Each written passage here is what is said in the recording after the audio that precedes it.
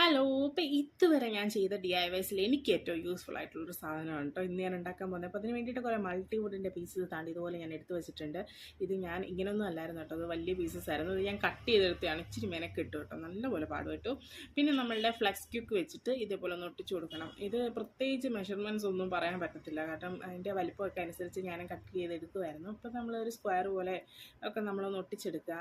അതിന് നിങ്ങൾക്കറിയാമല്ലോ, വീതിയെല്ലാം കറക്റ്റ് ആയാൽ മതി, നീളം നമുക്ക് കിട്ടുന്ന പോലെ അനുസരിച്ചിട്ട് ചെയ്യുക.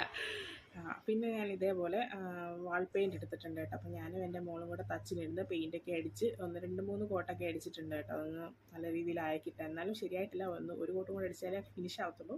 പിന്നെ ഞാനിങ്ങ് എടുത്തു, എൻ്റെ ത്വര കാരണം ഞാനിങ്ങ് എടുത്തു.